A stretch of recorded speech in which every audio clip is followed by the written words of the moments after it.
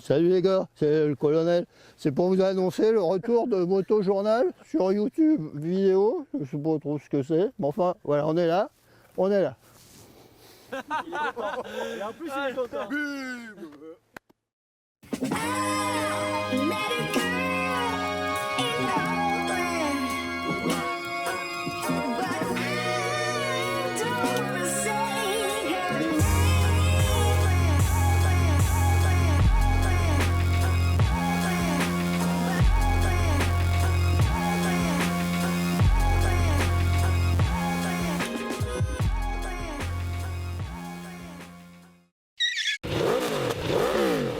Bonjour à tous, Moto Journal est de retour sur YouTube après 2-3 ans d'absence. C'est Tipar. Alors, je préfère vous prévenir tout de suite, tout ce qu'on va faire maintenant est expérimental. On va essayer de vous rapporter des vidéos, on va tout faire nous, du montage au tournage. Je sais pas trop si ça se dit, mais bon bref, on va essayer de tout faire en parallèle du print. Ça va être c'est pas une équipe dédiée maintenant vidéo qui fera la vidéo sur Moto Journal, ce sera toute l'équipe de la rédaction de Moto Journal.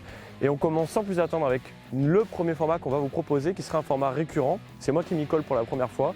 Donc c'est encore une fois expérimental, soyez indulgents avec nous. Et la première chose, c'est, vous voyez, il y a 4 motos, un comparo. Alors on va essayer d'élaborer un modèle de comparo et on va commencer en premier lieu par faire le tour des forces en présence. Je vais vous emmener avec moi près des bécanes. Viendez. Et c'est parti, on fait le tour de la première moto, la Kawasaki Z650. Alors, comment est-ce qu'on va hiérarchiser nos propos? Première chose, nous, on va faire le point des 3 P. Les 3 P, pour vous expliquer, c'est le prix, le poids, la puissance. Le prix, 7 299 € pour la Kawa. Le poids, 187 kg vérifié sur la balance de la rédaction. Donc c'est un poids vérifié à plein. Et la puissance, 63 chevaux au banc sur le banc de Vince qui nous passe toutes les motos au banc. Donc c'est encore une fois une valeur vérifiée. Après les 3 P, on va aborder un point, la signature. Qu'est-ce qui pour nous différencie cette moto, identifie cette moto sur le reste de la production? Alors la signature de la Kawasaki Z650, c'est sa compacité extrême. Le fait qu'elle se soit un tout petit gabarit et que du coup ce soit une moto très facile. Alors j'ai envie de dire de débutant, ça peut être un peu péjoratif, mais ça ne l'est pas honnêtement, c'est juste une moto qui est ultra facile. Donc c'est vraiment ça qui l'identifie. Donc c'est sa signature. Ensuite après la signature, on a décidé de vous parler des détails de la moto. Premier détail sur cette moto qui est un peu en lien avec la première chose que je viens de dire. C'est la seule de nos 4 motos du jour qui est montée à 160. Et ça en fait ça lui accorde beaucoup de maniabilité. Ensuite un autre détail intéressant sur cette moto, c'est le tableau de bord TFT couleur qui est super joli, qui est commun à beaucoup de motos sur la gamme Kawasaki maintenant. Et franchement il marche super bien, il est ultra lisible. C'est l'un de mes tableaux de bord préférés avec le BMW. Ensuite, un détail qui la différencie alors que pourtant c'est quelque chose de conventionnel, c'est son calage moteur. Voilà, maintenant la Z avec son calage à 180 degrés, son bicylindre calé à 180 degrés, c'est presque la dernière à avoir un calage conventionnel en fait. Quand on sait que la Yamaha qui est là-bas est calée à 270, comme la nouvelle Tono 660, la KTM 890 qui a aussi un bicylindre parallèle à un calage aussi particulier. Donc voilà. Deuxième moto de laquelle on va faire le tour, la nouvelle Yamaha MT-07. Alors nouvelle, il faut le dire très rapidement parce que le châssis est à peu près le même, le moteur aussi. Les principales évolutions sont au niveau des disques à l'avant qui ont un petit peu pris de largeur. Évidemment le look avec cette face très insectoïde et le guidon qui a été agrandi pour avoir un plus grand bras de levier. C'est vrai qu'elle était un peu particulière en position de conduite, mais bref, on va commencer tout de suite avec les 3 P. Le prix, le même que la Kawasaki, 7 299 €, c'est franchement compétitif pour une moto pareille. Le poids, 184 kg, tout plein fait, vérifié sur notre balance. Et la puissance, encore une fois vérifiée au banc, on est à 71,7 chevaux. Voilà, 71,7 chevaux. Ensuite maintenant, si on devait aborder la signature, ce qui la différencie cette moto, c'est que c'est juste la moto fun par excellence. C'est juste la meilleure moto de la production pour faire des wheelings et je pèse mes mots et je pense qu'on est nombreux à être d'accord. C'est juste trop bien pour faire des wheelings et autre chose. Au niveau de ces détails, bon, il y a un truc qu'on a repéré nous, c'est ces clignotants qui sont montés quand même souples. Voilà, ça c'est un peu bon, bref. En autre petit détail, il va y avoir évidemment, il faut absolument qu'on parle de ça. Ça c'est une nouveauté sur la MT. C'est en fait un nouveau catalyseur pour Euro 5 qui franchement ne lui est pas préjudiciable parce qu'elle garde son comportement ultra fun. Et ça nous amène d'ailleurs à évoquer autre chose, c'est évoquer son moteur. Honnêtement, bah, c'est un avis personnel, mais bon voilà, pour moi c'est un des meilleurs moteurs pour évoluer sur la route parce qu'il mélange agrément, performance, fun, il est pas disproportionné, en fait il a tout bon pour moi ce moteur. À toutes les plages de régime il a tout bon. Un autre détail, le tableau de bord donc, dont l'affichage a été inversé, maintenant c'est blanc sur noir, avant c'était noir sur blanc. Avant elle était montée sur cylindre bloc particulièrement souple, maintenant c'est beaucoup plus rigide. Et je pense que c'est à peu près tout des détails de la MT. On passe à la suivante. Pas n'importe laquelle, la toute nouvelle Triumph Trident, qui est la nouveauté de ce Comparo très clairement, parce que c'est un nouveau moteur, bon, entre guillemets, un tout nouveau châssis, même je dirais une nouvelle identité visuelle chez Triumph avec beaucoup de rondeur. C'est la Triumph Trident, tout de suite les 3P, 8245 €. Là on passe un step en termes de tarifs et ce sera pareil avec la Honda. Le poids on est à 194 kg vérifié sur notre balance, à plein encore une fois. Et la puissance on est à 77,2 chevaux vérifié. La signature de cette moto, pour moi il y a clairement ce moteur, c'est un 3 cylindres qui a encore le sifflement un peu des 3 cylindres à l'ancienne que certains 3 cylindres de Triumph ont perdu comme celui de la Tiger 900. Au niveau de ces détails, il y en a plein, en tout cas des détails visuels parce que c'est une moto qui est particulièrement bien finie avec des beaux plastiques, des efforts notamment, là on a mis un petit peu d'alu ici, là voilà la protection de radiateur qui est quand même charmante. Là ce tour de, même si c'est en plastique, le tour du réservoir avec le logo Trident, c'est vraiment pas mal. Et aussi un autre détail pour le coup, c'est ce tableau de bord.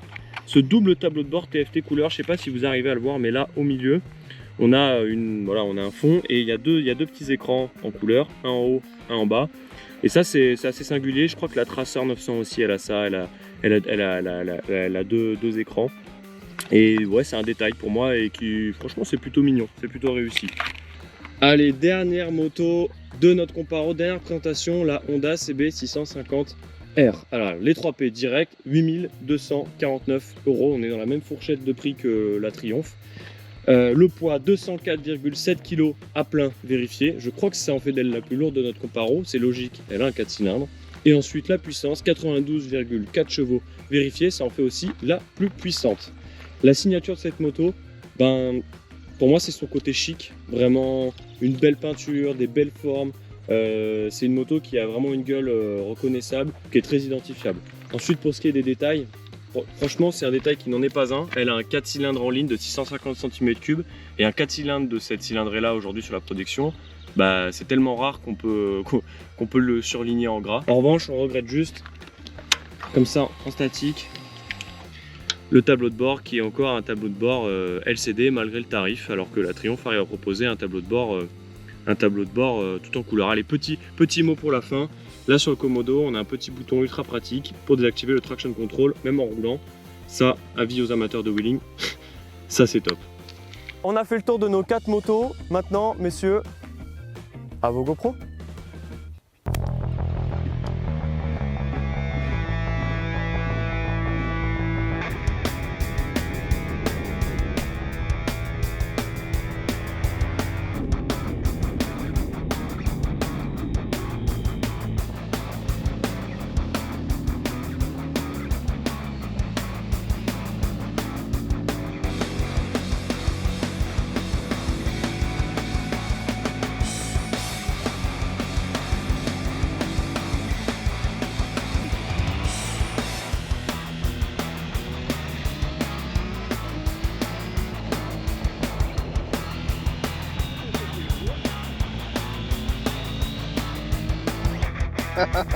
Moi j'ai envie de pisser les gars là. Allez. C'est presque romantique dans ce contexte.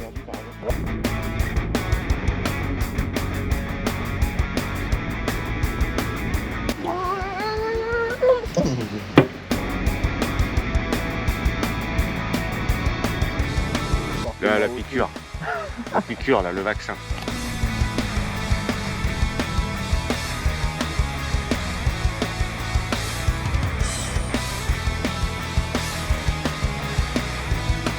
C'est pas parce que t'as pas de muscle et que t'es un marteau. T'es là, il se passe rien. J'ai l'air d'être un marteau moi quand j'ai. Putain, comme ça, je rate ces conneries. Arrête ça.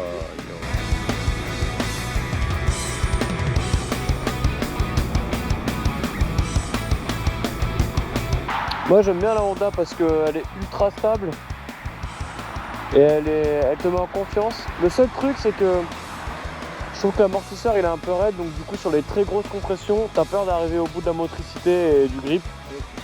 Mais bon, je pense qu'avec un peu de précharge, non.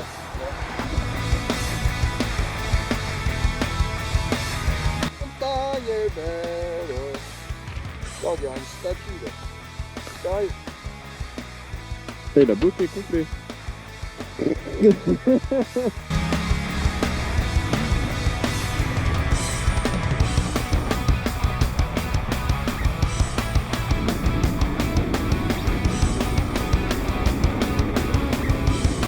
La Kawa, 4005. Les vibrations. Engin de crasse aussi. Comment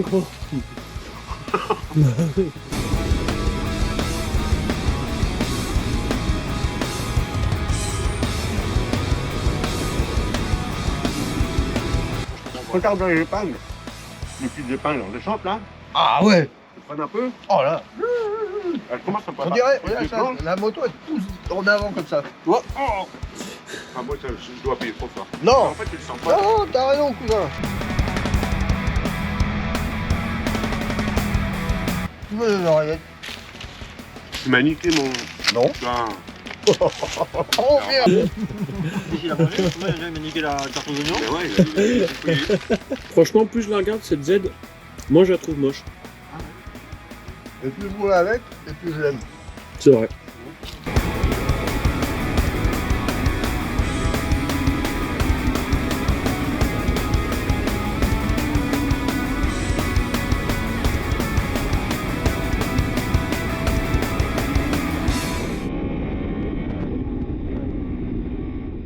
Bon, à ton avis de rouleur, allez, tu commences par ton classement.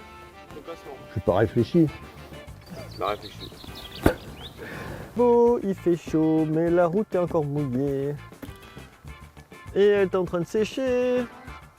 On va pouvoir attaquer. Et alors, mon avis et mon classement. Bon, moi j'ai choisi la Honda en premier. Moi, première MT-07. Moi, ma préférée, en tout cas, c'est la MT-07. En deuxième, je mettrais la Triumph. Deuxième. Moi, je mets la CB650R en deuxième. En deuxième position, je mettrai la Trident. Troisième et quatrième ex aequo, on va dire, la Kawa. Et puis la Yam. Ensuite, je pense que je mets ex aequo la Triumph et la Kawa. Donc en fait, en troisième position, j'en mets deux. Je mets la CB650R et la Z650R. Pourquoi première la Yam? Pour son moteur, elle est juste ultra fun. Donc moi, ça, c'est un truc qui me séduit. Bon, la Yam est vraiment plus moderne, elle est fun, elle est sympa, c'est une moto sympa avec laquelle on s'amuse beaucoup. La position de conduite, je la trouve naturelle. Je trouve qu'elle a beaucoup d'agréments, même au niveau des commandes. Il y a tout qui est doux, il y a tout qui fonctionne bien. Le frein arrière, c'est nickel. La commande de gaz, c'est nickel. Le feeling des freins, c'est OK. D'accord, elle est moins efficace, ça va dire qu'on veut rouler vite, surtout sur du bosselet, qu'une CB650R. Et encore, je trouve pas que ce soit ultra préjudiciable parce que c'est pas non plus une moto pour aller faire un scratch sur un rallye, donc ça passe encore. Même si c'est vrai que parfois elle a des tendances saucisses, tu vois, sur les routes un peu bosselées. En deuxième position, je mettrai la Trident. Le moteur est vraiment sympa, toujours en 3 cylindres propre à Triumph, avec un peu de caractère, disponible, souple, mais qui a quand même la patate. Seul défaut de ce moteur, je trouve que la 2 elle tire trop court et la 1 aussi. La 2 tu te manges tout de suite le rupteur dans les dents. Et puis une partie cycle assez homogène, donc ça c'est cool. Les suspensions elles sont à la fois confortables et quand même rigoureuses. C'est pas non plus une street, mais c'est quand même pas mal. La poignée de gaz, quoi. Il y a un drôle de ressenti sur cette poignée de gaz. Et même un petit peu le levier de frein, en fait ça commence vraiment à freiner au bout de 1 cm et du coup sur la Trident. Et on perd un peu en feeling du frein avant.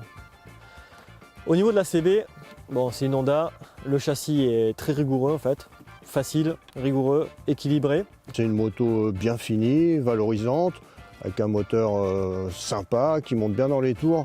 Bon, faut être quand même sur le bon rapport, c'est pas comme sur les bicylindres, on peut être en 4e, 5e, on ressort du garage, ça fonctionne bien. Là, on peut être sur la zone un peu creuse, quoi. Le filet est un peu brutal parfois, c'est boum, boum, boum, bon voilà. Après, le côté creux du 4 cylindres, forcément, quand tu as une armée de bicylindres, bah, c'est chiant. Beaucoup. La Kawa, bon, elle est plus ancienne, on va dire. Elle est quand même toujours au goût du jour. La Z650, c'est plus pour les débutants, on va dire. Une moto très compacte, très accessible, hyper facile à conduire en fait. ultra homogène. Quand tu montes dessus, tu te poses pas de questions. Un bicylindre disponible, pas très puissant, mais quand même la patate parce qu'elle tire court. Bon, ce moteur qui fait un bruit de boîte de conserve, le ralenti, j'aime pas trop ça. Son caractère un peu rude aussi, bon, c'est pas trop mon truc. Quoi, je trouve qu'elle ratatouille un peu, j'aime pas le bruit. Après, les grands seront un peu étriqués peut-être dessus parce que la position de conduite elle est un peu compacte avec des repose-pieds un peu hauts, vu que la selle est basse. Bon bah voilà, en fait on est tous pas d'accord, c'est parfait. Ah bah ouais. Au moins vous avez des avis, c'est un peu le but. C'est à retrouver dans le magazine Moto Journal. Avec, ouais, mais toi tout tu connais expliqué. rien en moto, c'est ça le problème, quoi, Ouais, tu c'est vois, ça c'est le ça, problème, t'as ouais. pas d'expérience, Non. tu peux pas parler. Je sais Non. même pas qu'est-ce qui t'autorise à parler sur la vidéo mondiale. Pardon, Hein? pardon. Oh, vilain, va. Pardon. Je t'aime. Ciao.